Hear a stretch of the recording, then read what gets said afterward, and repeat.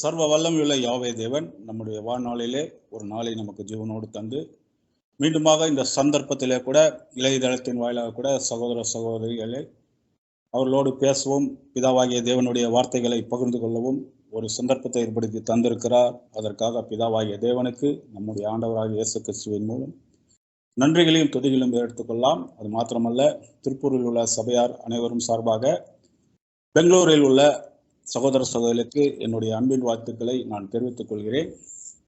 இந்த நாளில் கூட நாம் ஒரு பாடத்தை பார்க்கலாம். அதுக்கு முன்னாடி பார்த்தீங்கன்னா நம்ம பார்த்தீங்கன்னா சத்தியத்தில் வந்த பிறகு அநேக விதமான பாடங்களை நம்ம பார்த்துருப்போம். தீர்க்க தரிசனங்கள், நிழல் பொருள், ஊமைகள், அப்புறம் பைபிளில் உள்ள ராஜாக்களை பற்றி, நியாயாதிபதிகளை பற்றியெல்லாம் நம்ம பார்த்துருப்போம் இல்லைங்களா? இன்னும் ஒரு சில நாட்களில் கூட நம்ம ஆண்டவராகிய இயேசு கிறிஸ்துவுடைய மரணத்தை கூட நினைவு கூற அனுசரிக்க போகிறோம். அதனுடைய ஆயத்தமான பாடங்கள் தான் நம்ம கடந்த நாட்களாக பார்த்து கொண்டு வருகிறோம் என்று பார்க்கிறோம். அப்புறம் பார்த்தீங்கன்னா நினைவு கூறுதல் நாளில் கூட நம்ம ஆண்டவராகிய இயேசு கிறிஸ்து பட்ட பாடுகள், அவருடைய மரணத்தில் எப்படி உலக ஜனங்களுக்கு மீட்பு வரப்போகுது என்ற விஷயங்கள் எல்லாம் கூட நம்ம அநேக பாடங்களில் பார்த்துருக்கோம். ஆனால் இன்னைக்கு நம்ம பார்க்கக்கூடிய பாடம் பார்த்தீங்கன்னா ஒரு சற்று வித்தியாசமான பாடம். என்ன பாடம் பார்த்தீங்கன்னா, பாடத்தின் தலைப்பு பரபாஸ். பரபாஸ் என்ற ஒரு நபரை குறித்து பார்க்க போகிறோம். இந்த பரபாஸை குறித்து வேதம் என்ன சொல்லுது பார்த்தீங்கன்னா, அவர் ஒரு திருடன், கொலைகாரன், கலகக்காரன் அப்படின்னு சொல்லப்பட்டிருக்கு. இந்த பரபாஸ் பார்த்தீங்கன்னா அந்த ஒரு கலகக்காரன், திருடனை பற்றி, கொலைகாரனை பற்றி நம்ம இன்னைக்கு ஒரு பாடத்தில் தேவன் நமக்கு ஒரு பாடத்தை வச்சிருக்காருன்னு பார்க்க போகிறோம். சரிங்களா? அப்போது நம்ம எவ்வளோ பாடங்கள் பார்த்துருக்கோம். அப்போது ஒரு திருடன், கலகக்காரனை குறித்து கூட தேவன் நமக்கு ஒரு பாடத்தை வச்சிருக்காருன்னா அது நம்ம கொஞ்சம் கூர்ந்து கவனிக்கக்கூடிய ஒரு விஷயமா இருக்கு அப்படின்னு பார்க்குறோம் இல்லைங்களா? இந்த பரபாஸை பற்றி பார்த்தீங்கன்னா பைபிளில் பார்த்தீங்கன்னா பழைய ஏற்பாடு முழுவதும் நீங்கள் படித்து பார்த்தீங்கன்னா அதில் இருக்காது. அதே மாதிரி அப்போஸ்தலனாகிய பவுல் 14 நிருபங்கள் எழுதியிருக்காரு. அவரு கூட பார்த்தீங்கன்னா இந்த பரபாஸை பற்றி எங்கேயுமே சொல்லப்படல. ஆனால் இந்த சுவிசேஷ புஸ்தகத்தில் மாத்திரம் சுவிசேஷ புஸ்தகத்தில் கடைசி பகுதியில் பார்த்தீங்கன்னா ஒரு சில வசனங்களில் மாத்திரம் இவருடைய பேர் வருது இல்லைங்களா? ஆனால் ஒரு சில பேர் ஒரு சில வசனங்களில் மாத்திரம் இவருடைய பேர் வருது. ஆனால் ஒரு பேர் வேதத்தில் ரெக்கார்ட் பண்ணியிருக்குதுன்னா கண்டிப்பாக அது ஏதோ ஒரு விஷயம் தேவன் நமக்கு அதில் சொல்கிறார் என்ற ஒரு விஷயமாக தான் நம்ம பார்க்க முடியும். ஏன்னா ரோமர் 9:6 கூட வேத வசனம் அவமாய் போயிட்டு என்று சொல்லக்கூடாது. ஏன்னா ஒரு வசனத்தை நம்ம அவமாய் எண்ணிட்டோம்னா நம்ம தான் அவமாய் போயிடுவோம். ஆனால் வேத வசனம் அப்படி போகாது இல்லைங்களா? அதனால அதில் என்ன ஒரு தேவன் நமக்கு ஒரு பாடத்தை வச்சிருக்கார் அப்படின்ற ஒரு விஷயத்த நம்ம பார்க்க போகிறோம். அப்படி என்றால் இந்த பரபாச விஷயத்தில் தேவன் நமக்கு என்ன சொல்ல வரார் அப்படின்னு பார்த்தீங்கன்னா, இவரை பற்றி எந்தெந்த வசனத்தில் வருது என்று முதல் நம்ம பார்க்கலாம். வாசிக்கலாம். மத்திய 27 அதிகாரம் 15 வசனம்.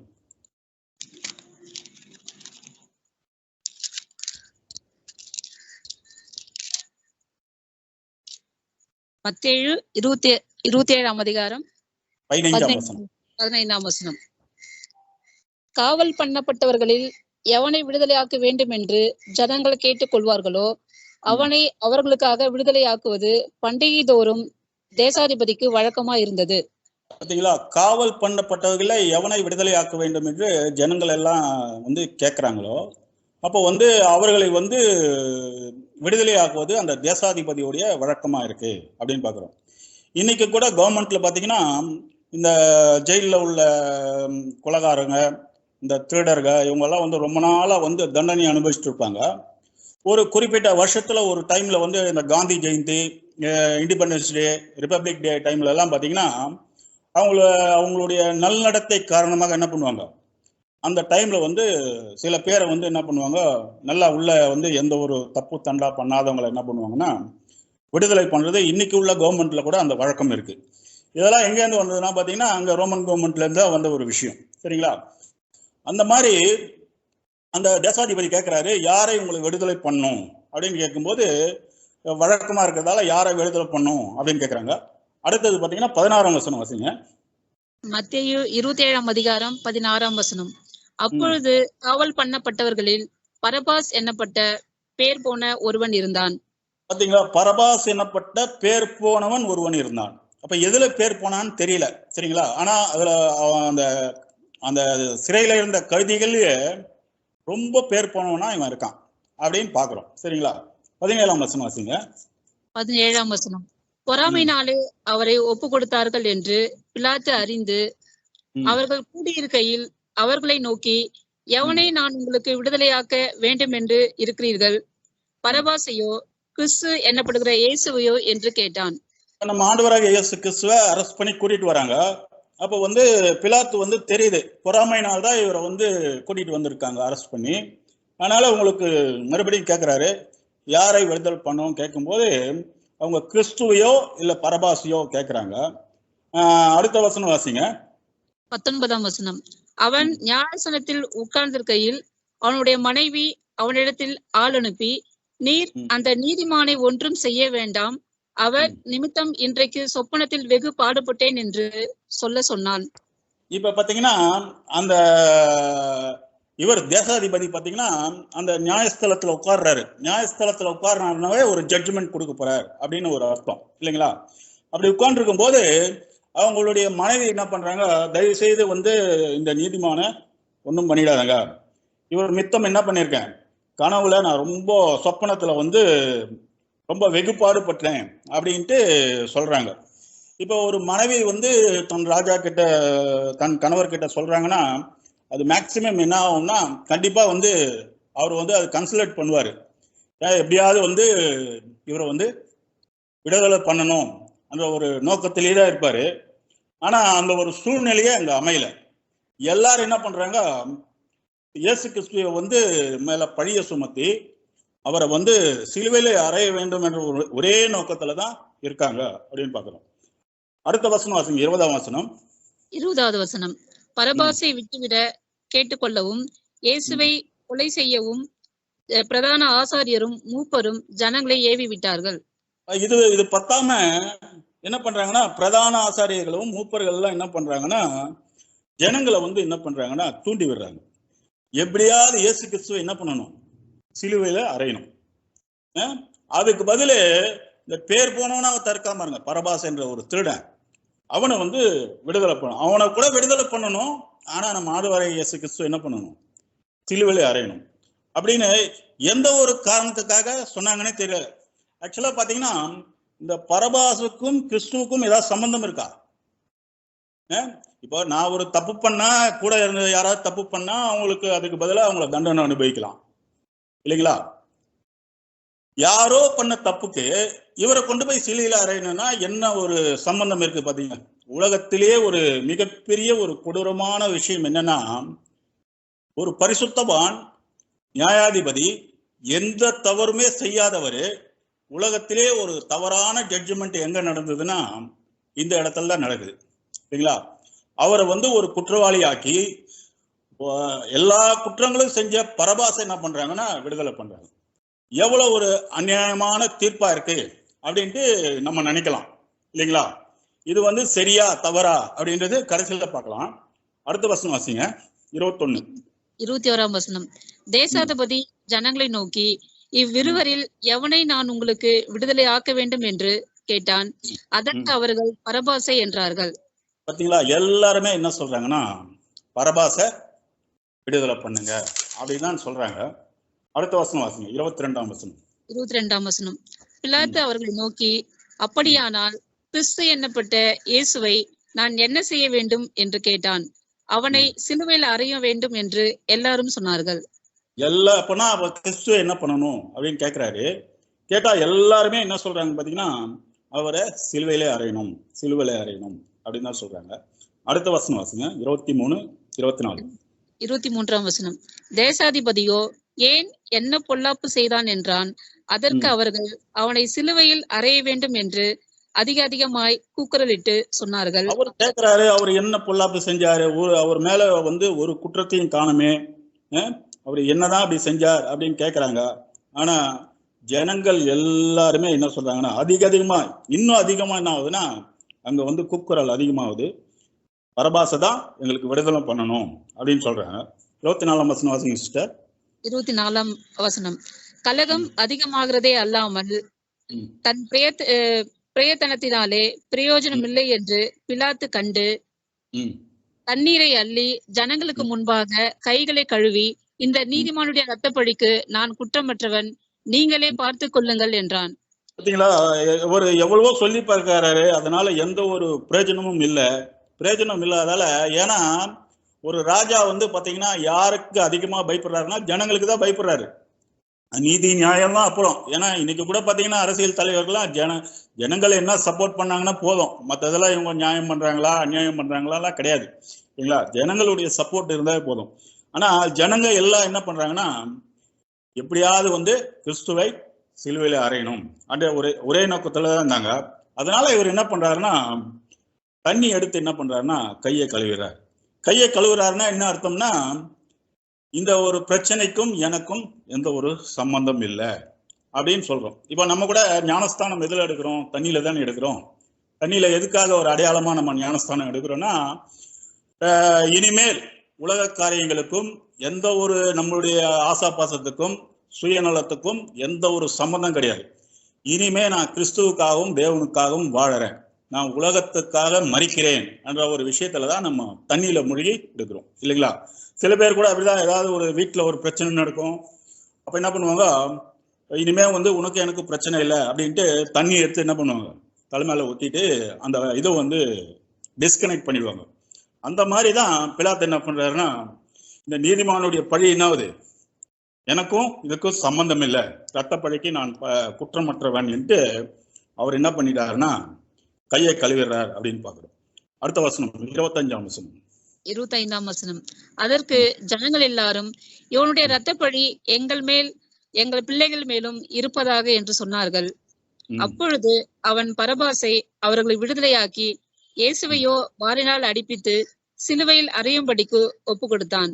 பாத்தீங்களா, அதுக்கு ஜனங்கள் எல்லாம் என்ன பண்ணாங்க, இவருடைய ரத்தப்பழி எங்கள் மேலும் எங்கள் பிள்ளைகள் மேலும் இருப்பதாக என்று சொன்னாங்க. இப்ப ரத்தப்பழினா இப்போ பெற்றோர்கள் செய்த பாவம் தான் பிள்ளைகளை வந்து சேரும்னு சொல்லுவாங்க, ஒரு பழமொழியா சொல்லுவாங்க. இவங்க அப்பா அம்மா என்ன பாவம் செஞ்சாங்களோ, இவங்க முன்னோர்கள் என்ன பாவம் செஞ்சாங்களோ. இப்போ கூட சில நோய்கள்லாம் பார்த்தீங்கன்னா ஜீன் வழியாக தான் வரும். உங்க அப்பாவுக்கு சுகர் இருக்கா, இல்லை அவங்க அப்பாவுக்கு இருக்கா, அவங்க அப்பாவுக்கு கேன்சர் இருக்கா, அந்த மாதிரிலாம் சொல்லுவாங்க இல்லையா. அந்த ஜீன் வழியா என்ன ஆகும்னா அந்த நோய் வரும் இல்லைங்களா. அதே மாதிரிதான் இந்த ரத்தப்பழி என்ன ஆகுதுன்னா அவர்கள் மேலும் அவர்கள் பிள்ளைகள் மேலும் வரட்டும் அப்படின்ட்டு அந்த இஸ்ரேல் ஜனங்களே என்ன பண்ணிட்டாங்கன்னா அந்த பழி வந்து எங்க பிள்ளைகள் மேல வரட்டும் அப்படின்னு சொன்னாங்க இல்லைங்களா. அந்த பழி வந்துதா இல்லையா அப்படின்னு பாத்தீங்கன்னா வந்தது. நம்ம ஆண்டவராக இயேசு கிறிஸ்து கிபி அவர் அவர் மரிக்கிறதுக்கு முன்னாடி சொன்ன தீர்க்க தரிசனம் என்னன்னு பாத்தீங்கன்னா மத்திய 23ஆம் அதிகாரம் 37-38 வசனங்கள் வாசிங்க. மத்திய 23ஆம் அதிகாரம் வசனம் சொல்லுங்க. 37-38. மத்தேயு 23ஆம் அதிகாரம் 37ஆம் வசனம். எருசலேமே எருசலேமே, தீர்க்கதரிசிகளை கொலை செய்து உன்னிடத்தில் அனுப்பப்பட்டவர்களை கல்லெறிகிறவளே, கோழி தன் குஞ்சுகளை தன் சிறகுகளின் கீழே கூட்டி சேர்த்து கொள்ளும் வண்ணமாக நான் எத்தனையோ தரமோ உன் பிள்ளைகளை கூட்டி சேர்த்து கொள்ள மனதாயிருந்தேன், உங்களுக்கோ மனதில்லாமல் போயிற்று. இதோ உங்கள் வீடு உங்களுக்கு பாழாக்கி விடப்படும். பாத்தீங்களா, இப்ப அவங்க வந்து அந்த ரத்தப்பழி எங்கள் மேலும் எங்கள் பிள்ளைகள் மேலும் வரட்டும் சொன்னாங்க இல்லையா. கரெக்டா கிபி 70ஆம் நூற்றாண்டுல பாத்தீங்கன்னா கீத்துராயன் ராஜாவால இந்த இஸ்ரேல் ஜனங்க ஃபுல்லாவே என்ன பண்ணிட்டாங்கன்னா உலகம் முழுவதும் என்ன பண்ணிட்டாங்க, சிதறடிக்கப்பட்டாங்க அப்படின்னு பாக்குறோம். 2000 வருஷம் வந்து இந்த இஸ்ரேல் என்ற ஒரு தேசமே வேர்ல்டு மேப்லயே இல்லாம போச்சு இல்லைங்களா. உலக சரித்திரத்திலேயே அந்த மேப்பே இல்லாம போச்சு, அவங்களுடைய நாடே இல்லாம போச்சு. அதுக்கப்புறம் தான் அவங்களுடைய மறுபடியும் அவங்க வந்து 1948 தான் அவங்க வந்து சுதந்திரம் வாங்கி அந்த ஒரு மறுபடியும் வந்து அந்த ஒரு நாட்டுக்குள்ள வந்தாங்கன்னு பாக்குறோம். ஏன்னா அதனால அவங்க வீடு அவங்களுக்கு பாழாக்கி விடப்பட்ட மாதிரி அந்த ரத்தப்பழி அவங்க மேல வந்ததால அவங்க எல்லாருமே என்ன ஆயிட்டாங்கன்னா ரொம்ப ஒரு ப்ராப்ளத்துக்குள்ள போயிட்டாங்க அப்படின்னு பாக்குறோம் சரிங்களா. அப்போ இந்த பரபாஸ் என்பவன் வந்து எதுக்காக சிறையில இருந்தான் அப்படின்னு பார்க்கணும் இல்லைங்களா.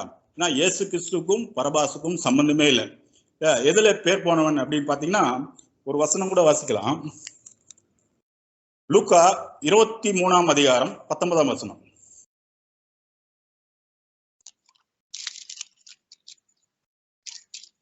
லூக்கா 23ஆம் அதிகாரம் 19ஆம் வசனம். அந்த பரபாஸ் என்பவன் நகரத்தில் நடந்த ஒரு கலகத்தின் நிமித்தம் கொலைபாதக நிமித்தமும் காவலிலே வைக்கப்பட்டிருந்தான். எதுக்காக காவல் வைக்கப்பட்டான்னா, அந்த நகரத்திலே நடந்த ஒரு கலகத்தின் நிமித்தமும் ஒரு கொலைபாதகத்தின் நிமித்தமும் என்ன பண்ணியிருக்கான்னா காவல்ல வைக்கப்பட்டிருக்கான் அப்படின்னு பாக்குறோம். அப்படின்னா இவன் என்ன பண்ணியிருக்கான்னா, கொலை பண்ணியிருக்கான், கலகம் பண்ணியிருக்கான் இல்லைங்களா? ரெண்டு விஷயத்துக்காக இவன் காவல்ல வைக்கப்பட்டிருக்கான். அந்த மாதிரி ஆளை தான் என்ன பண்றாங்கன்னா, எல்லா ஜனங்களும் என்ன பண்றாங்கன்னா, கிறிஸ்துவை சிலுவையில் அறைங்க, எங்களுக்கு பரபாச விடுதலை பண்ணுங்க அப்படின்னு சொல்றாங்க. அதே மாதிரி யோவான் சுவிசேஷ புத்தகத்துல கூட ஒரு வசனத்தை வாசிக்கலாம்.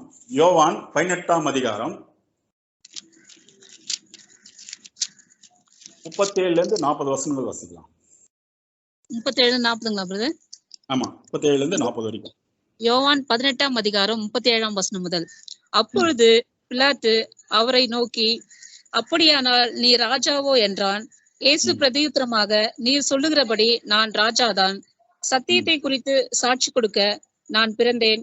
இதற்காகவே இந்த உலகத்தில் வந்தேன். சத்தியவான் எவனும் என் சத்தம் கேட்கிறான் என்றார். அதற்கு பிலாத்து, சத்தியமாவது என்ன என்றான். மறுபடியும் அவன், யூதர்களிடத்தில் வெளியே வந்து நான் அவரிடத்தில் ஒரு குற்றமும் காணேன். பஸ்கா பண்டிகையில் நான் உங்களுக்கு ஒருவனை விடுதலை பண்ணுகிற வழக்கம் உண்டே. ஆகையால் யூதருடைய ராஜாவை நான் உங்களுக்காக விடுதலை பண்ண உங்களுக்கு மனதுண்டா என்றான். பாத்தீங்களா? இப்போ பிலாத்து அவரை நோக்கி, நீ யூதருடைய ராஜாவான்னு கேட்டா, இயேசு கிறிஸ்து சொல்ற, நீ சொல்கிறபடி நான் ராஜான் தான். ஆனா நான் எதுக்காக இங்க வந்தேன்னா, சத்தியத்தை குறித்து சாட்சி கொடுக்கதான் வந்தேன். இதுக்காகவே நான் இந்த உலகத்துல வந்தேன். சத்தியவான் எவனுமே என் சத்தத்துக்கு என்ன பண்றான், செவி கொடுக்கிறான் அப்படின்றாங்க.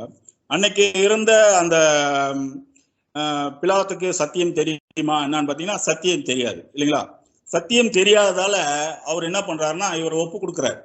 சத்தியம் தெரிஞ்சிருந்தா ஒப்பு கொடுத்துருப்பாரா?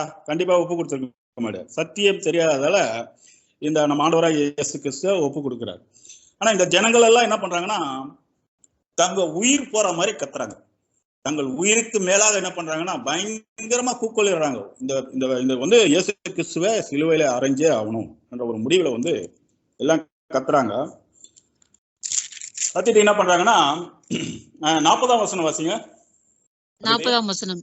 அப்பொழுது அவர்கள் எல்லாரும், எவனை அல்ல, பரபாசை விடுதலை பண்ண வேண்டும் என்று மறுபடியும் சத்தமிட்டார்கள். அந்த பரபாஸ் என்பவன் கள்ளனாய் இருந்தான். ஒரு இடத்துல என்ன பண்ணப்பட்டிருக்கு, அவன் கொலைகாரன், கலகம் பண்ணியிருக்கான் அப்படின்னு சொல்லப்பட்டிருக்கு. இங்க பாத்தீங்கன்னா கள்ளனா இருக்கான் அப்படின்ட்டு யோவான் எழுதுறாரு. கள்ளன்னா யாருங்க? திருடர் சரிங்களா? அந்த மாதிரி ஒரு 3 விஷயம் இவருக்கு சொல்லப்பட்டிருக்கு. இவர் எதை களவு பண்ணாரு, எதை கொலை பண்ணாரு, எதை கலகம் பண்ணாருன்னு நம்ம கடைசியில பார்க்கலாம் சரிங்களா? அதனாலதான் இவரை பத்தி பாத்தீங்கன்னா, யோவான் 19:16 வாசிங்க. 19:16. யோவான் 19ஆம் அதிகாரம் 16ஆம் வசனம். அப்பொழுது அவரை சிலுவையில் அறையும்படிக்கு அவர்களிடத்தில் ஒப்பு கொடுத்தான். அவர்கள் இயேசுவை பிடித்து கொண்டு போனார்கள். பாத்தீங்களா? இயேசுவை அதுக்கப்புறம் பிடிச்சிட்டு போயிட்டாங்க அப்படின்னு பாக்குறோம். இவ்வளவுதான் நம்ம பரபாச குறிச்சு சொல்லப்பட்ட டீடைல்ஸ். இது எங்க சொல்லப்பட்டிருக்குன்னா, எல்லா சுவிசேஷ புஸ்தகத்திலுமே கடைசியில சொல்லப்பட்டிருக்கு. வேறு எங்கேயுமே இவரை பத்தி சொல்லப்படல அப்படின்னு சொல்லப்பட்டிருக்கு. நமக்கு தெரியும், ரோமர் 15:4 வாசிக்கிறோம். வேத வசனத்தினால் உண்டாகும் பொறுமையினாலும் ஆறுதலினாலும் நம்பிக்கையுள்ளாகும்படிக்கு முன்பு எழுதப்பட்டதெல்லாம் நமக்கு ஒரு போதனையாகவும் ஒரு பாடமா இருக்கு அப்படின்னு பாக்குறோம். சரி, இந்த பரபாஸ் என்றால் என்ன அர்த்தம் அப்படின்னு பாத்தீங்கன்னா, பரபாஸ் என்றால் தகப்பனுடைய மகன் என்று அர்த்தம் சரிங்களா? இப்போ தகப்பன் யார் அப்படின்னு பாத்தீங்கன்னா, எல்லாருக்குமே தகப்பன் யாருன்னா பிதாவாகிய தேவன் தான் இல்லைங்களா? ஒட்டுமொத்த மனுக்குலத்துக்கும் தகப்பன் யாருன்னு பார்த்தீங்கன்னா அவர் தான் படைச்சாரு இல்லைங்களா? ஒட்டுமொத்த மனுக்குலத்துக்கும் தகப்பன் நம்முடைய பிதாவாகிய தேவன் தான். அப்போ இந்த மற்ற ஜனங்கள் எல்லாமே யாருன்னா அவருடைய பிள்ளைகள் தான் இல்லைங்களா? அப்போ பரபாஸ் மாத்திரம் விதிவிலக்கு கிடையாது. அவரும் யாருதான்னா தகப்பனுடைய மகன் தான். அதனால்தான் நம்ம ஆண்டவராகிய இயேசு கிறிஸ்து வந்து ஒரு வசனம் சொல்றாரு. 1 தீமோத்தேயு 2ஆம் அதிகாரம் 6ஆம் வசனம் வாசிங்க.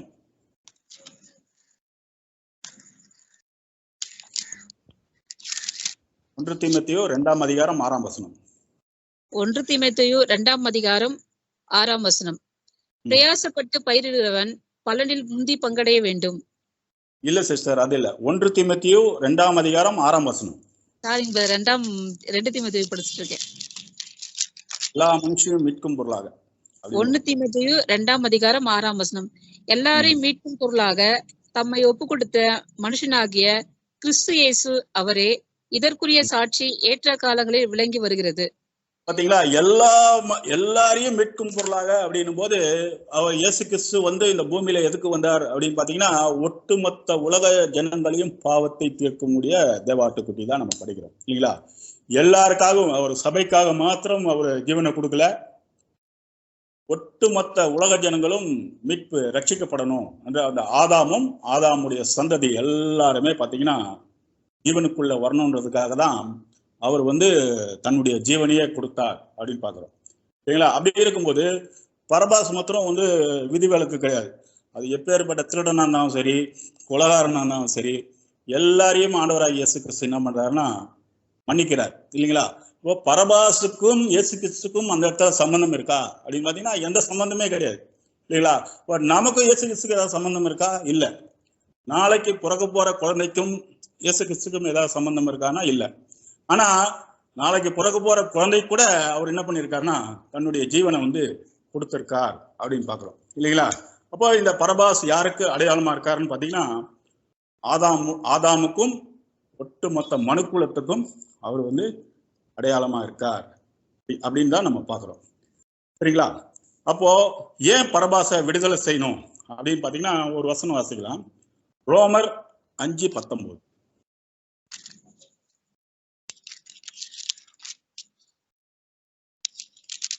ரோமர் 5ஆம் அதிகாரம் 19ஆம் வசனம். அன்றியும் ஒரே மனுஷனுடைய கீழ்ப்படியாமையினாலே அநேகர் பாவிகளாக்கப்பட்டது போல ஒருவருடைய கீழ்ப்படுத்தினாலே அநேகர் நீதிமான்கள் ஆக்கப்படுவார்கள். பாத்தீங்களா, ஒரு மனுஷனுடைய பாவத்தினாலதானே எல்லாருமே பாவத்துக்குள்ள போனாங்க. பாவத்தினால என்ன ஆகி போச்சுன்னா மரணத்துக்குள்ள போயிட்டாங்க. அது யாருன்னு பாத்தீங்கன்னா ஆதாம் சரிங்களா. அதே மாதிரி ஒருவருடைய கீழ்ப்படியாதனால எல்லாரும் என்ன ஆயிடுறாங்கன்னா நீதிமான் ஆயிடுறாங்க அப்படின்னு பாக்குறோம். அது யாருன்னு பாத்தீங்கன்னா நம்ம ஆண்டவராகிய இயேசு கிறிஸ்து. அப்போ ஒட்டுமொத்த உலக ஜனங்களுக்கும் இவருடைய கீழ்ப்படிதல் மித்தம் தான் என்ன பண்ணுதுன்னா ஜீவன் கிடைக்குது அப்படின்னு நம்ம பாக்குறோம். இன்னொரு வசனம் கூட வாசிக்கலாம். அதுலயே ரோமர் 5:12. ரோமர் 5ஆம் அதிகாரம் 12ஆம் வசனம். இப்படியாக ஒரே மனுஷனாலே பாவமும் பாவத்தினாலே மரணமும் உலகத்திலே பிரவேசித்தது போலவும் எல்லா மனுஷரும் பாவம் செய்தபடியால் மரணம் எல்லாருக்கும் வந்தது போலவும் இதுவும் ஆயிற்று. பாத்தீங்களா, இப்படியாக ஒரே மனுஷனுடைய பாவத்தினாலதான் எல்லாருமே பாவத்துல போயிட்டாங்க. பாவத்துல போனதாலதான் என்ன ஆகிடுச்சுன்னா இன்னைக்கு மரணம் என்ற ஒரு விஷயம் வந்தது. இன்னைக்கு பாருங்க, எவ்வளவு பெரிய கோடீஸ்வரனா இருக்கட்டும், வேர்ல்டுலயே எவ்வளவு பெரிய பெஸ்ட் டாக்டரா இருக்கட்டும், அவருக்கு மரணம் வராம இருக்கா? எல்லாருக்கும் மரணம் வந்தே தீரும் இல்லைங்களா. அதுக்கு எல்லாத்துக்கும் தான் அவர் மீட்கும் பொருளாக தன்னுடைய ஜீவனையே கொடுத்திருக்கார் அப்படின்னு பாக்குறோம்.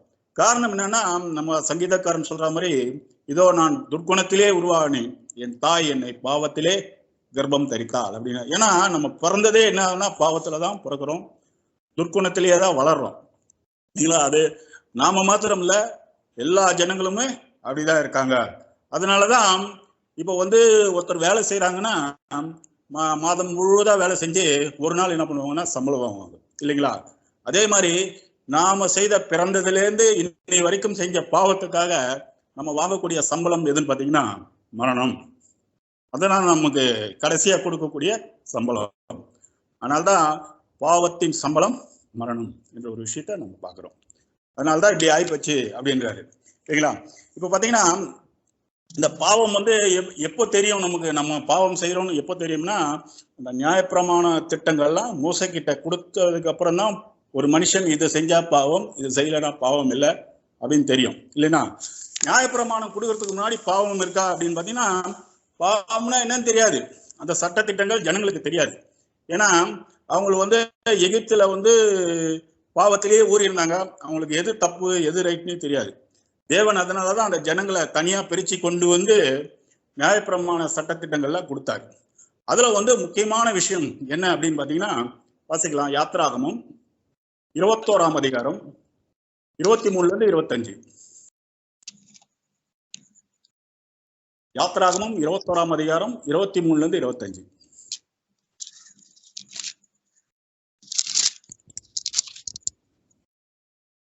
யாத்திராகமம் 21ஆம் அதிகாரம் 23ஆம் வசனம் முதல். வேறே சேதம் உண்டானால் ஜீவனுக்கு ஜீவன், கண்ணுக்கு கண், பல்லுக்கு பல், கைக்கு கை, காலுக்கு கால், சூட்டுக்கு சூடு, காயத்துக்கு காயம், தழும்புக்கு தழும்பு பழி கொடுக்க வேண்டும். ஒருவன் தன் அடிமையானவன் கண்ணையாகிலும் வேறொரு தேசம் உண்டானால் முக்கியமான இந்த கட்டளை, நியாயப்பிரமாண கட்டளையில என்ன எப்படின்னு பாத்தீங்கன்னா, இந்த ஒட்டுமொத்த உலக ஜனங்கள் செய்த பாவத்துக்கு என்ன பண்ணணும்னா, மெயினா வந்து ஜீவனுக்கு ஜீவன் கொடுக்கணும். ஜீவனுக்கு ஜீவன் கொடுத்தாதான் இந்த மீட்பு என்ற ஒரு விஷயம் வரும். இது நமக்கு தெரியும். இது வந்து ஜீவனுக்கு ஜீவன்னா ஒட்டுமொத்த உலக ஜனங்களுக்காக நம்ம ஆண்டவராகிய இயேசு கிறிஸ்து தன்னுடைய ஜீவனையே கொடுத்தார் அப்படின்னு பாக்குறோம். இதைதான் நம்ம வந்து இன்னும் கொஞ்ச நாள்ல வந்து நம்ம ஆண்டவராகிய இயேசு கிறிஸ்துடைய மரணத்தை நினைவு கூற போறோம். எதுக்காக அதை நினைவு கூறுறோன்றதே அன்னைக்குதான் நமக்கு தெரியும். மற்ற நாள்லாம் வந்து தெரியாது. அதனாலதான் இந்த பிரெட் அண்ட் வைன் வந்து விற்கப்பட்டிருக்கு. திராட்சை ரசமும் அந்த அப்பமும் வச்சிருக்கு. அப்பம் எதுக்கு அடையாளமா இருக்கு அப்படின்னு பாத்தீங்கன்னா, நம்ம ஆண்டவராகிய இயேசு கிறிஸ்துடைய சரீரம் அது இல்லைங்களா. அந்த திராட்சை ரசம் எதுக்கு வைக்கப்பட்டிருக்குன்னா, அவர் சிந்திய ரத்தம். இப்ப இதுல நம்ம பங்கு பெறுறோம் அப்படின்னா என்ன அர்த்தம்? இதை நம்ம வாங்கி சாப்பிட்றோம்னா என்ன அர்த்தம்னா, அவருடைய லைஃப் எப்படி இந்த ஒட்டுமொத்த உலக ஜனங்களுக்காக பிக்கப்பட்டதோ இல்லைங்களா, அதே மாதிரிதான் அந்த பிரெட் வந்து பிக்கப்படுது இல்லைங்களா. அவருடைய லைஃபே என்ன பண்ணியிருக்காருன்னா, எல்லா ஜனங்களுக்காக பிச்சு கொடுத்துருக்காரு. அப்போ அதை நம்ம சாப்பிடும்போது அவர் பண்ண அந்த அர்ப்பணிப்பு நம்மளுக்குள்ள வரணும் இல்லைங்களா. அப்போ அதே மாதிரிதான் நாமளும் என்ன பண்ணணும்னா, தேவனுடைய அன்புக்காக நம்ம என்ன பண்ணணும்னா, நம்ம லைஃபையும் என்ன பண்ணணும்னா ஒப்பு கொடுக்கணும், அந்த அர்ப்பணிப்பு பண்ணணும். அப்பதான் அது சாப்பிடக்கூடிய அர்த்தமே இருக்கு. அதே மாதிரி அந்த திராட்சை ரசம் எப்படி இருக்குன்னா, அது வந்து அவர் ரத்தம் இல்லைங்களா, அவர் சிந்தின ரத்தம். நம்ம கூட சொல்றோம் இல்லையா, ஒரு கஷ்டப்பட்டு வேர்வை சிந்தி ரத்தம் சிந்தி இந்த வீடை கட்டணும் செஞ்சோன்னு சொல்றோம் இல்லையா. அதே மாதிரி அவருடைய வாழ்க்கையே என்ன பண்ணியிருக்காருன்னா தியாகம் பண்ணியிருக்காரு இல்லைங்களா. இப்போ இந்த பிரெட்ல பாத்தீங்கன்னா ஏதாவது உப்புச்சப்பு இருக்கான்னு பாத்தீங்கன்னா எதுவுமே இருக்காது. அந்த பிரெட்ல பாத்தீங்கன்னா எதுவுமே இருக்காது. உப்பு இருக்காது, இனிப்பு இருக்காது, கசப்பு இருக்காது, எதுவுமே இருக்காது. சப்புன்னு இருக்கும் இல்லைங்களா. எல்லாருமே நம்ம சாப்பிட்ருக்கோம். முதல் கூட பெயர் சபையில் இருக்கும்போது கூட நிறைய சாப்பிட்ருக்கோம். அதுல எந்த ஒரு சுவையுமே இருக்காது. அதே மாதிரிதான் நம்ம ஆண்டவராகிய இயேசு கிறிஸ்துடைய லைஃப் உப்புச்சப்பு இல்லாத ஒரு வாழ்க்கையா இருந்தது. தனக்குன்னு ஒரு சுயநலமே இல்லை. அதனால அதுக்கு அடையாளமா தான் அந்த அப்பம் வைக்கப்பட்டிருக்கு. ஆனா அந்த திராட்சை ரசம் பாருங்க எவ்வளவு சுவையா இருக்கு, எவ்வளவு இனிப்பா இருக்கு. நாளைக்கு பிறக்க போற குழந்தைக்கு கூட இயேசு கிறிஸ்துடைய மரணம் எவ்வளவு ஒரு சுவையா இருக்கு பாருங்க. எப்படி இருந்தாலும் நம்ம இதுல பங்கு பெற்றோம்னா நமக்கு ஜீவன் கட்சிடும் அப்படின்ற ஒரு விஷயம் இருக்கு இல்லைங்களா. அதனாலதான் அந்த திராட்சை ரசம் சுவையாகவும் இந்த அப்பம் வந்து எந்த ஒரு டேஸ்டும் இல்லாம அங்க நமக்கு முன்னாடி வைக்கப்படுது. அப்போ நம்ம அதை பருகிறோம்னா, அதனாலதான் பவுல் கூட சொல்றாரு, இதை வந்து இன்னதென்று நிதானித்து சாப்பிடுங்க அப்படின்றாரு. இப்போ நம்ம அதை சாப்பிட்றோம்னா அவர் பண்ண தியாகத்திலையும் அவர் அர்ப்பணித்த வாழ்க்கையிலையும் நம்மளும் படணும். சும்மா நம்ம வந்து அதை போய் சாப்பிட்டு போறதால எந்த ஒரு பிரயோஜனமும் இல்லை. ஏன்னா அவர் செஞ்சு காமிச்சிருக்காரு, பிராக்டிக்கல் பேரபிளா செஞ்சு காமிச்சிருக்காரு. அப்போ அதுல நம்ம பங்கு பெறுறதுன்னா ரொம்ப ஒரு ஆழமான அர்த்தங்கள் இருக்கு. அது சும்மா சாப்பிட்டு போறதால எதுவுமே பிரயோஜனம் இல்லை. நம்ம அவருடைய வாழ்க்கையில நம்ம பங்கு பெறணும். அதனால சொல்றாரு, என்னோடு கூட பாடுகள் பட்டால் என்னோடு கூட ஆளுகை செய்யலாம் அப்படின்னு சொல்லப்பட்டு. இப்போ வந்து இந்த பரபாஸ் என்றவன் வந்து சிறையில இருக்கான். அதனாலதான் அவரை விடுதலை பண்ணனா ஒட்டு மொத்த மனுக்குலமும் எதுல இருக்கு இப்போ அப்படின்னு பாத்தீங்கன்னா ஒரு சிறையில தான் இருக்கா மாதிரி இல்லைங்களா. எந்த சிறையினா இந்த உலகம் என்ற ஒரு சுயநலம், ஆடம்பரங்கள், அந்த மாதிரி ஒரு சிறையில தான் எல்லாருமே மாட்டிட்டு இருக்காங்க. இதைதான் ஏசாயால கூட 61ஆம் அதிகாரம் 1 முதல் 4 வசனங்கள் வாசிங்க.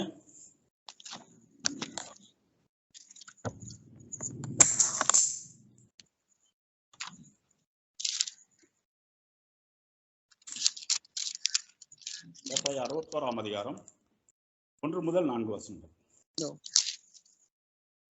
ஏசாயா 61ஆம் அதிகாரம் 1ஆம் வசனம் முதல். கர்த்தராகிய தேவனுடைய ஆவி என்மேல் இருக்கிறார். சிறுமைப்பட்டவர்களுக்கு சுவிசேஷத்தை அறிவிக்க கர்த்தர் என்னை அபிஷேகம் பண்ணினார். இருதயம் நொறுங்குண்டவர்களுக்கு காயம் கட்டுதலையும், சிறைப்பட்டவர்களுக்கு விடுதலையையும், கட்டுண்டவர்களுக்கு அவிடுதலையும் கூறவும், கர்த்தருடைய அனுகிரக வருஷத்தையும் நம்முடைய தேவன் நீதியை சரிக்கட்டும் நாளையும் கூறவும், துயரப்பட்ட அனைவருக்கும் ஆறுதல் செய்யவும், சீயோனிலே துயரப்பட்டவர்களை சீர்படுத்தவும், அவர்களுக்கு சாம்பலுக்கு பதிலாக சிங்காரத்தையும், துயரத்துக்கு பதிலாக ஆனந்த தைலத்தையும், ஒடுங்கின ஆவிக்கு பதிலாக துதியின் உடையையும் கொடுக்கவும் அவர் என்னை அனுப்பினார். அவர்கள் கர்த்தர் தம்முடைய மகிமைக்கென்று நாட்டின நீதியின் விருட்சங்கள் எனப்படுவார்கள். அவர்கள் நெடுங்காலம் பாழாய் கிடந்தவர்களை கட்டி, பூர்வத்தில் நிர்மூலமானவைகளை எடுப்பித்து, தலைமுறை தலைமுறையாய் இடிந்து கிடந்த பாழான பட்டங்களை புதுதாய் கட்டுவார்கள். பாத்தீங்களா? இப்ப முக்கியமா பாத்தீங்கன்னா இதுல பாத்தீங்கன்னா சியோனிலே துயரப்பட்டவர்களை சீர்படுத்தவும் அவர்கள் சாம்பலுக்கு பதிலாக சிங்காரத்தையும் தராரு அப்படின்னு பாக்குறோம். அப்புறம் பாத்தீங்கன்னா அவர்கள் சிறைப்பட்டவர்களை விடுதலையாக்கவும் அப்படின்னு சொல்லப்பட்டிருக்கு. அப்ப சிறைப்பட்டவர்களை விடுதலையாக்கணும்னா எல்லாருமே ஏதோ ஒரு விஷயத்துல என்ன பண்ணிருக்கோம்னா நம்ம இந்த உலகத்துல என்ன பண்ணிருக்கோம்னா மாட்டியிருக்கோம் இல்லைங்களா? அப்போ அதே மாதிரிதான் பரபாஸ் என்ன தவறு பண்ணானே தெரியல. ஆனா ஏதோ ஒரு கலகம், ஏதோ ஒரு திருட்டுத்தனம், ஏதோ ஒரு கொலை பண்ணியிருக்கான். அதனாலதான் அவனை சிறையில வச்சிருந்தாங்க. இப்ப நம்ம கூட எதுல இப்ப சிறையில இருக்கோம் பாத்தீங்கன்னா நம்மளை அறியாமையே இந்த உலக காரியங்கள் மத்தியில என்ன பண்ணிருக்கோன்னா மாட்டிட்டு இருக்கோம். இல்லைன்னா நம்ம இந்த பூமியில இருக்க வேண்டிய அவசியமே இல்லை. தேவனோடு உடன்படிக்கை பண்ணிட்டோம். நம்ம கிறிஸ்து மாதிரி வாழ்ந்து முடிச்சிருந்தோம்னா நம்ம இந்நேரம் இங்க இருக்க வேண்டிய அவசியமே இல்லை. இந்நேரம் விடுதலையா என்ன பண்ணிருக்கலாம், நம்ம ஒரு இமை பொழுதிலே மறுரூபமான்ற மாதிரி நம்ம எப்பயோ போய் சேர்ந்திருக்கலாம். இன்னைக்கு நம்ம ஏன் இந்த மாம்ச சரீரத்துல இருக்கிறோம்ன்ற காரணம் பாத்தீங்கன்னா இந்த உலக காரியங்களோட நம்ம ஒன்றி இருக்கிறதால தான் நம்ம அப்படி இருக்கோம் அப்படின்னு பாக்குறோம். இதே பாத்தீங்கன்னா அதே வசனத்தை லூக்கால வாசிங்க, 4ஆம் அதிகாரம் 18 முதல் 21ஆம் வசனம் வரைக்கும். லூக்கா 4ஆம் அதிகாரம் 18 முதல் 21ங்களா பிரதர்? 18 முதல் 21ஆம் வசனம் வரைக்கும். ஓகேங்க. கர்த்தருடைய ஆவி என்மேல் இருக்கிறார். தரித்திரருக்கு சுவிசேஷத்தை பிரசங்கிக்கும்படி என்னை அபிஷேகம் பண்ணினார். இருதயம் நறுகுண்டவர்களை குணமாக்கவும், சிறைப்பட்டவர்களுக்கு விடுதலையையும், குருடருக்கு பார்வையையும் பிரசித்தப்படுத்தவும், நொறுங்குண்டவர்களை விடுதலையாக்கவும், கர்த்தருடைய அனுகிரக வருஷத்தை பிரசித்தப்படுத்தவும் என்னை அனுப்பினார் என்று எழுதியிருக்கிற இடத்தை அவர் கண்டு வாசித்து புத்தகத்தை சுருட்டி பணிவிடைக்காரனிடத்தில் கொடுத்து உட்கார்ந்தார். ஜெப ஆலயத்தில் உள்ள எல்லாருடைய கண்களும் பாத்தீங்கன்னா இதுலயும் பாத்தீங்கன்னா அது ஏசாயால சொல்லப்பட்ட விஷயங்கள் தான் இதுலயும் சொல்றாரு. ஆனா ஏசாயால பாத்தீங்கன்னா முழுமையா சொல்லியிருக்காரு. இதுல பாத்தீங்கன்னா பாதி மாத்திரம் சொல்லிட்டு என்ன பண்ணிட்டாருன்னா கர்த்தருடைய அனுகிரக வருஷத்தை பிரசங்கியப்படுத்தவும் அப்படின்றாரு. கர்த்தருடைய அனுகிரக வருஷம் அப்படின்னு சொல்லப்பட்டீங்கன்னா என்னன்னு பாத்தீங்கன்னா இந்த 1000 வருட அரசாட்சிக்குரிய விஷயங்கள் தான். 1000 வருட அரசாட்சியில தான் ஒட்டுமொத்த உலக ஜனங்களுக்கும் ஒரு மீட்பு கிடைக்க போகுது இல்லைங்களா? ஜீவன் கிடைக்க போகுது. ஒரு விடியலே அவங்களுக்கு அதுலதான் வரப்போகுது. அதான் அந்த அனுகிரக வருஷத்தை பிரசங்கிக்கப்படுறது என்ன அனுப்பிச்சாரு அப்படின்னு சொல்றாரு. சொல்லிட்டு என்ன பண்றாருன்னா பாதி சொல்லிட்டு அந்த புஸ்தக சூழல என்ன பண்ணிட்டாருன்னா சுருட்டி யார்கிட்ட கொடுத்தாராம்? பணிவிடைக்காரங்கிட்ட கொடுத்துட்டு உட்காந்துட்டார். அப்போ இயேசு கிறிஸ்துக்கு பணிவிடைக்காரர் யாருன்னு பாத்தீங்கன்னா அவர் செஞ்ச பாதி விஷயத்த மீதி பாதி விஷயத்த யார் தான் செய்யணும்னு பாத்தீங்கன்னா நாம தான் செய்யணும் சரிங்களா? அந்த புத்தக சுருள் இப்ப யாருக்கிட்ட இருக்குன்னா நம்ம கிட்ட தான் இருக்கு. அதனாலதான் நம்ம கிட்ட கொடுத்துட்டு மீதி விஷயத்த நீங்க செய்யுங்க. ஏன்னா தலை அவர் செஞ்சு முடிச்சுட்டு போயிட்டார். அவருடைய காரியங்கள் எல்லாம் செஞ்சுட்டு போயிட்டார் இல்லைங்களா? அதான் சொல்றாரு, என்னோட கூட பாடுகள் பட்டால் என்னோட கூட ஆளுகை செய்யலாம்னு சொல்லியிருக்காரு இல்லைங்களா? இப்போ அவர் கூட நம்ம பாடுகள் பட முடியுமா அப்படின்னு பாத்தீங்கன்னா அவர் மரிச்சிட்டு 2000 வருஷத்துக்கு முன்னாடி போயிட்டாரு. அவர் கூட நம்ம எப்படி பாடுகள் பட முடியும்? இப்ப நம்ம அப்போஸ்தலனாகிய பவுல் கூட சொல்றாரு, இனி அவரை ஒருபோதும் மாம்சத்தின்படி அறியோம். அவரு மகிமையின் சரீரத்துக்கு போயிட்டாரு. அப்ப இனி அவரை பார்க்க முடியுமா, செய்ய முடியுமா அப்படின்னு பாத்தீங்கன்னா கண்டிப்பா பார்க்க முடியாது. அப்போ அவரோட கூட எப்படி நம்ம பாடுகள் பட முடியும்? அவரை பார்க்கவே முடியாது. அவர் கூட எப்படி பாடுகள் பட முடியும்னு பாத்தீங்கன்னா அப்படி கிடையாதுங்க. அது அவர் பட்ட பாடுகளை நம்ம படணும் இல்லைங்களா? அவர் பட்ட பாடுகளை நம்ம பட்டாதான் அவரோட கூட போய் ஆளுகை செய்ய முடியும். அவர் பட்ட பாடுகளுக்கு அடையாளமா தான் அந்த பிரெட்டும் அந்த வைன் அந்த திராட்சை ரசமும் வெஸ்ட் போயிருக்காரு. என்னை நினைவு கூறும்படி நீங்க என்ன பண்ணுங்க, இதை செய்யுங்க, என் மரணத்தை நினைவு கூறுங்க அப்படின்னு சொல்லியிருக்காரு. அப்போ அதனாலதான் பிரசங்கில கூட ஒரு வசனம் வாசிக்கிறோம், நீங்க விருந்து வீட்டுக்கு போறதை விட துக்க வீட்டுக்கு போறது உனக்கு நலமா இருக்கும் அப்படின்றாரு. இப்ப நம்ம ஆண்டவராகிய இயேசு கிறிஸ்துவுடைய மரணத்துல பாத்தீங்கன்னா ஒரு மனுஷன் எப்படி வாழலாம், எப்படி வாழ்ந்தா ஜீவனுக்குள்ள போலாம்ன்ற ஒரு விஷயத்த நம்ம அவருடைய மரணத்துல கத்துக்கலாம். அதனால்தான் அவருடைய மரணத்துல இவ்வளவு விஷயங்கள் அடங்கி இருக்கு இல்லைங்களா? ஒரு மனுஷனுக்கு ஜீவன் தரக்கூடிய விஷயங்களே அவருடைய மரணத்துலதான் இருக்கு அப்படின்னு நம்ம பாக்குறோம். சரிங்களா? அப்போ அந்த மீதி விஷயங்களை நம்ம தான் பண்ணணும். நமக்காக தான் அந்த ஒரு புஸ்தக சுருளை சுருட்டி தன்னுடைய பணிவிடக்காரங்கிட்ட கொடுத்துட்டு போயிருக்கார் அப்படின்னு பாக்குறோம். இன்னொரு வசனம் வாசிக்கலாம். எபிரேயர் 9ஆம் அதிகாரம் 28ஆம் வசனம்.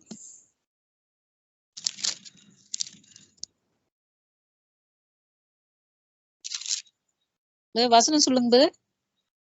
எபிரேயர் 9:28. எபிரேயர் 9ஆம் அதிகாரம் 28ஆம் வசனம். கிறிஸ்துவும் அநேருடைய பாவங்களை சுமந்து தீர்க்கும்படிக்கு ஒரே தரம் பலியிடப்பட்டு நமக்காக காத்து கொண்டிருந்தவர்களுக்கு ரட்சிப்பை அருளும்படி இரண்டாம் தரமும் பாவம் இல்லாமல் தரிசனமாவார். பாத்தீங்களா? நமக்காக தான் ஒரே தரம் மரிச்சு அவர் சிலுவையில் அறையப்பட்டாரு. இப்போ நம்ம எல்லாம் மறுபடியும் என்ன பண்ணிட்டு இருக்கோம்னா, அவரை நம்ம செய்த பாவங்கள் மீண்டும் மீண்டும் அவருடைய மரணத்தெல்லாம் தெரியாம மறுபடியும் என்ன பண்ணிருக்கோம்னா அவரை சிலுவையில அரைஞ்சிட்டு இருக்கோம் அப்படின்னு அர்த்தம். சரிங்களா? அப்போ நம்ம தேவனோட உடன்படிக்கை பண்ணிட்டோம், ஞானஸ்தானமும் எடுத்துட்டோம். எதன் அடிப்படையில நம்ம ஞானஸ்தானம் எடுத்தோம்? ஞானஸ்தானம் ஏதோ சும்மா தண்ணியில மூழ்கிட்டு வர மாதிரி கிடையாதுங்க. அது பாத்தீங்கன்னா தன்னுடைய லைஃப் இனிமே வேற லைஃபே கிடையாதுங்க. வாழ்ந்தா தேவனுக்கும் கிறிஸ்துக்காக வாழணுங்க. இல்லைன்னா நம்ம அது வாழ்ந்து பிரயோஜனமே இல்லை. அது உலக கிறிஸ்துவர்கள் மாதிரி தான். ஆனா நமக்காக அவரு எல்லாத்தையுமே செஞ்சு காமிச்சிட்டு நமக்கு ஒரு முன்மாதிரியா வச்சுட்டு போயிட்டாரு. அதனாலதான் என்னுடைய அடிச்சுவடுகளை தொடர்ந்து வரும்படி ஒரு மாதிரியை வச்சுட்டு போயிருக்கார் அப்படின்னு பாக்குறோம். இன்னொரு வசனம் கூட வாசிக்கலாம். 2 கொரிந்தியர் 5ஆம் அதிகாரம் 21ஆம் வசனம்.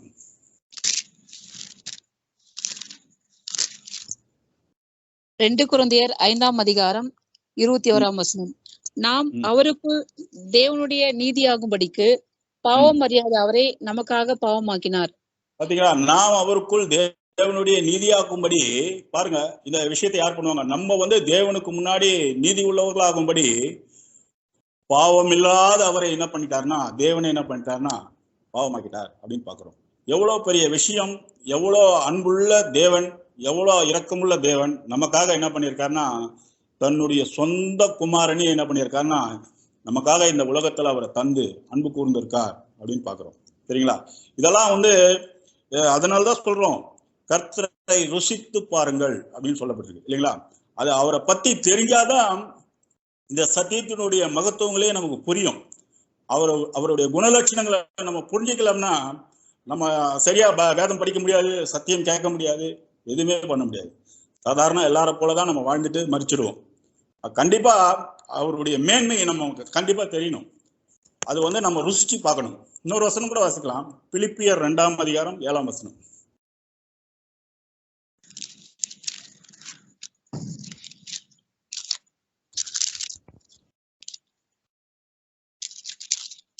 பிலிப்பியர் 2ஆம் அதிகாரம் 7ஆம் வசனம். தம்மை தாமே வெறுமையாக்கி அடிமையின் ரூபம் எடுத்து மனுஷ சாயலானார். பாத்தீங்களா? தம்மை தாமே வெறுமையாக்கி அடிமையின் ரூபம் எடுத்து மனுஷ சாயல். யாராவது அப்படி ஆவாங்களா? நம்ம பாத்தீங்கன்னா நம்ம சகோதரர்கள் மத்தியில ஒரு சின்ன ஒரு விஷயத்தை கூட நம்ம விட்டு கொடுக்க மாட்டோம் இல்லைங்களா? விட்டு கொடுப்போமா? எந்த ஒரு விஷயத்திலுமே விட்டு கொடுக்க மாட்டோம். அவர் என்ன பண்ணியிருக்காரு? அவர் பரலோகத்துக்கே ராஜா, தன்னுடைய பிதாவாகிய தேவனுடைய மடியில செல்ல புள்ளியா விளையாடிட்டு இருந்தவர். அவர் என்ன பண்ணியிருக்காரு? அப்பேற்பட்ட மேன்மை உள்ளவர் என்ன பண்ணியிருக்காருன்னா இந்த உலகத்துல அவன் தம்மை தாமே வெறுமையாக்கி அதுவும் அடிமையின் ரூபம் எடுத்து மனுஷ சாயலானார் அப்படின்னு சொல்லப்படுது. இந்த வசனம் எல்லாம் தியானிக்கும் போது உண்மையிலேயே நல்லா வேதத்தை நல்லா படிச்சவங்களுக்கு வந்து கண்ணில் தண்ணீரே வந்துடும். அந்த அளவுக்கு. ஒரு வசனம் வாசிங்க சிஸ்டர். 1 பேதுரு 3ஆம் அதிகாரம் 18ஆம் வசனம்.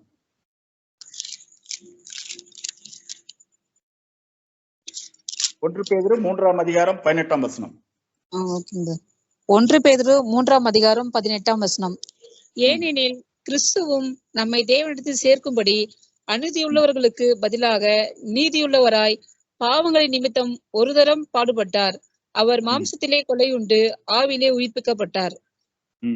பாத்தீங்களா? அவர் மாம்சத்திலே கொலையுண்டு ஆவிலே உயிர்க்கப்பட்டார் அப்படின்னு சொல்லப்பட்டிருக்கு. அப்போ நம்மள வந்து நம்மலாம் யாருன்னு பாத்தீங்கன்னா அநீதியுள்ளவர்கள் தான்.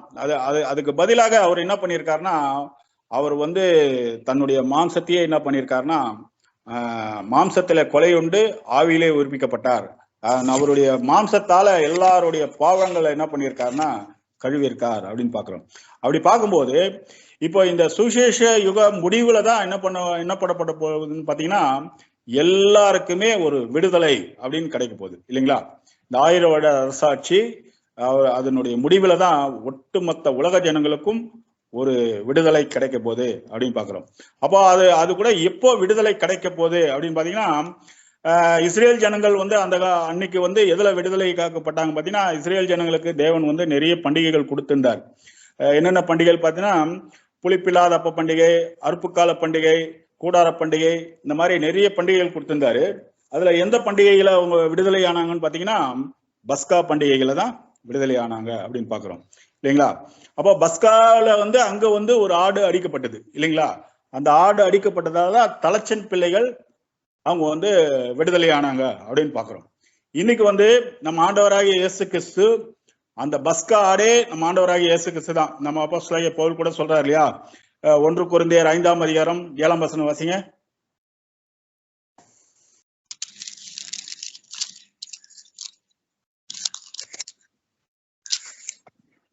1 கொரிந்தியர் 5ஆம் அதிகாரம் 7ஆம் வசனம்.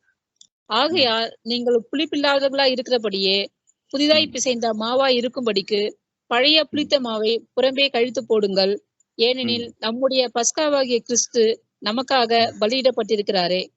பாத்தீங்கன்னா, பழைய புளித்த மாவுனா அது துர்க்குணம், பொல்லாப்பு நமக்கு எல்லாம் தெரியும். அப்போ இந்த குணலட்சணங்கள்லாம் இருக்கிறவங்க வந்து கண்டிப்பா அதை இது பண்ண முடியாது. புதிதாய் பிசைந்த மாவாகிய நம்முடைய பஸ்காவாகிய கிறிஸ்து நமக்காக பலியிடப்பட்டிருக்கிறாரு அப்படின்னு பார்க்க. இந்த பஸ்கா நம்ம ஆண்டவராகிய இயேசு கிறிஸ்து வந்து உலக ஜனங்கள் எல்லாருக்குமே மீட்கு வரும்படியே தான் அவர் வந்து பலியிடப்பட்டிருக்கார் அப்படின்னு பாக்குறோம் இல்லைங்களா? முக்கியமா பாத்தீங்கன்னா எதற்காக அப்படின்னு பாத்தீங்கன்னா, எபேசியர் 1ஆம் அதிகாரம் 4ஆம் வசனம் பாத்தீங்கன்னா, தமக்கு முன்பாக நாம் அன்பில் பரிசுத்தம் உள்ளவர்களாகும்படிக்கு தேவனுக்கு முன்னாடி நம்மளை கொண்டு போய் அவர் நிப்பாட்டணும். எப்படின்னு பாத்தீங்கன்னா, நம்ம எல்லாம் பரிசுத்தம் உள்ளவர்கள் ஆனாதான் அவர் கொண்டு போய் நிப்பாட்ட முடியும். அதனாலதான் நம்ம ஆண்டவராகிய இயேசு கிறிஸ்து இவ்வளவு விஷயங்கள் வந்து தன்னுடைய சரீரத்தை பிட்டு கொடுத்திருக்காரு, தன்னுடைய லைஃபையே என்ன பண்ணியிருக்காருன்னா தியாகம் பண்ணியிருக்காரு. அப்படி இருக்கும்போது இவ்வளவு செஞ்சு காமிச்சிருக்காருன்னா நம்ம கிட்ட என்ன குணலட்சணங்களை வளர்த்துக்கணும் முக்கியமா அப்படின்னு பாத்தீங்கன்னா, எல்லா விஷயத்திலுமே நமக்கு சுயநலம் என்ற ஒரு விஷயமே இருக்கக்கூடாதுங்க. சுயநலம்னு ஒண்ணு இருந்ததுன்னு வச்சுக்கோங்களேன், எல்லாமே நம்ம கண்டிப்பா அந்த ஒரு புளித்தமாவும் நமக்குள்ள இருக்கு. துர்க்குணம் என்ற ஒரு விஷயம் நமக்குள்ள இருக்கு.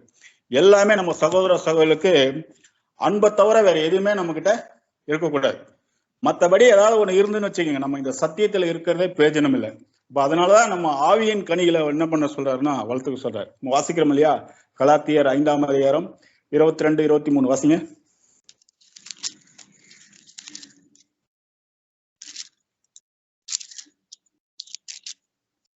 கலாத்தியர் 5ஆம் அதிகாரம் 22ஆம் வசனம் முதல். ஆவின் கனியோ அன்பு, சந்தோஷம், சமாதானம், நீடிய பொறுமை, தயவு, நற்குணம், விசுவாசம், சாந்தம், இச்சையடக்கம், இப்படிப்பட்டவைகளுக்கு விரோதமான பிரமாணம் ஒன்றும் இல்லை.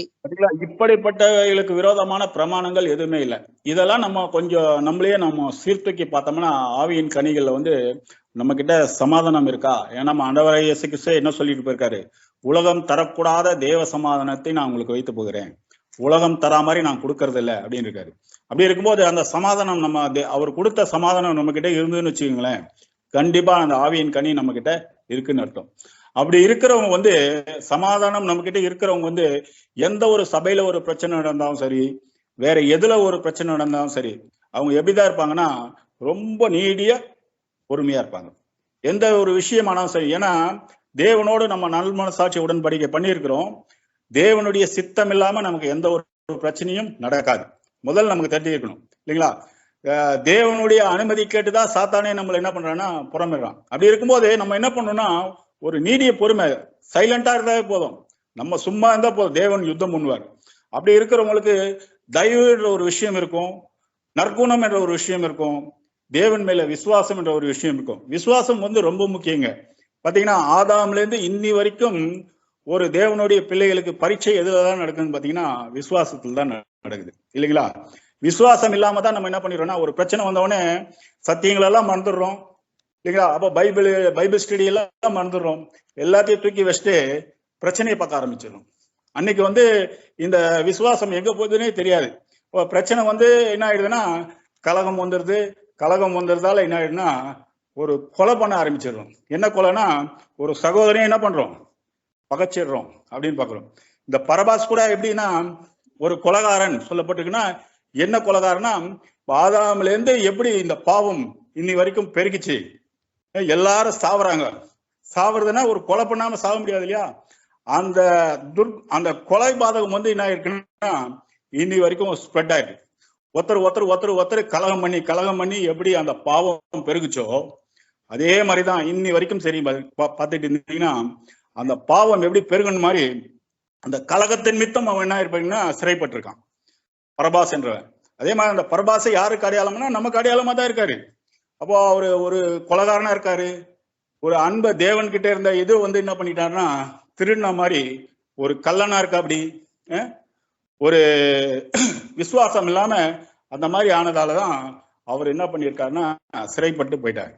அதனாலதான் முதலாம் மாதம் சிறைப்பட்டு போனதால 2ஆம் மாதம் என்ன பண்றாருன்னா அவரை மீட்கிறதுக்காக நம்ம ஆண்டவராகிய இயேசு கிறிஸ்து வரார். அப்போ அந்த மாதிரி ஒரு நல்ல குணலட்சணங்களை வளர்த்துக்கணும். பரபாஸ் மாதிரி இருந்துடக்கூடாது. அதுக்காக தான் நமக்கு இந்த பரபாசை வச்சு கூட தேவன் என்ன பண்ணியிருக்காருன்னா ஒரு பாடத்தை வச்சிருக்கார் அப்படின்னு பாக்குறோம். அப்போ கடைசியா ஒரு வசனத்தை வாசிட்டு நம்ம இந்த சப்ஜெக்ட் முடிக்கலாம். அப்போ நம்ம கிட்ட என்னதான் இருக்கணும், வேற எதுவுமே இருக்கக்கூடாது. சபையிலே பொறுத்தவரையிலையும் வேற எந்த காரியங்களும் செஞ்சு பாத்தீங்கன்னா ஒரே ஒரு வசனம் தான். ரோமர் 13ஆம் அதிகாரம் 8ஆம் வசனம், கன்க்ளூஷன் வசனம்.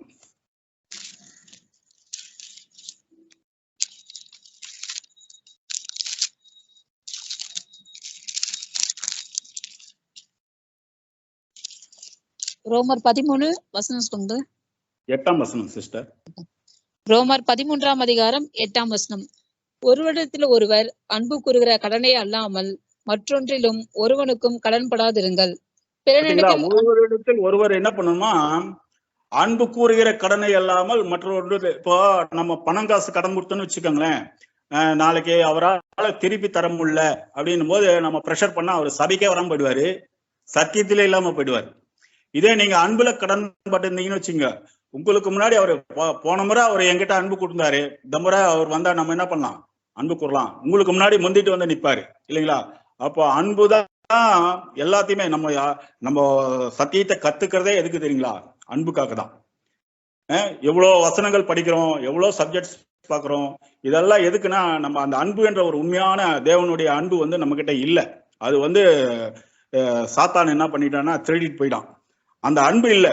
அதனாலதான் நம்ம பவுல் கூட சொல்றாரு, நீ என்ன தீர்க்க தரிசனம் பேசினாலும் சரி, மலைகளை பேர்க்கத்தக்க விசுவாசம் இருந்தாலும் சரி, அன்பு இல்லைன்னு என்னங்க ஒரு பிரயோஜனம் இல்லை இல்லைங்களா? நம்ம எல்லா பாடங்களும் கத்துக்கிட்டு எல்லா இது செஞ்சுக்கிட்டு நம்ம கிட்ட அன்பு இல்லைன்னா அது பிரயோஜனமே இல்லை. அது சத்தம் இடுகிற வெங்கலம் மாதிரிதான். இப்ப இதை சத்தியமெல்லாம் கத்துக்கிறது இதெல்லாம் எதுக்காக கத்துக்கிறோம்னா நம்ம அன்பை வளர்த்துக்கிட்டு ஒருத்தருக்கு ஒருத்தர் அன்பு கூர்ந்து அதுல கடனாளிகளாக தான் ஆகணுமே தவிர மற்ற எதுலையும் நீங்க கடனாளியே ஆகக்கூடாது அப்படின்னு பாக்குறோம். சரிங்களா? அப்போ இந்த பரபாசுல கூட தேவன் நமக்கு என்ன ஒரு சின்ன ஒரு வசனம் தான், அவரை பத்தி எங்கேயுமே சொல்லப்படல. ஏன் சுசேஷ புஸ்தகத்துல கடைசியில வரார் அப்படின்னு பாத்தீங்கன்னா, இந்த சுசேஷ யுகத்துல கடைசியில தான் சுசேஷகம் முடிய போது, அதே மாதிரி 1000 வருட சாட்சி ஆரம்பிக்குது இல்லைங்களா? அந்த முடிவுல தான் மனுஷன் என்ன வரான்னா விடுதலை ஆகுறான். அதே மாதிரி 1000 வருட சாட்சி ஆரம்பத்துலதான் அவன் ஜீவனுக்குள்ள போறான். அதனாலதான் அந்த சுவிசேஷ யுகத்த முடிவுல வந்து இது நடக்க போகுது. அதே மாதிரிதான் அந்த புஸ்தகத்திலையும் கூட அந்த ஆர்டர் கூட எப்படி இருக்குன்னா, அந்த சுவிசேஷ புஸ்தகத்துல கடைசியில அவரை பத்தி அங்க வர்றதாக நம்ம பார்க்கிறோம். சரிங்களா? பொறுமையோட கேட்ட உங்கள் அனைவரும் தேவன் தாமே ஆசீர்வாதமாக்கி தரும்.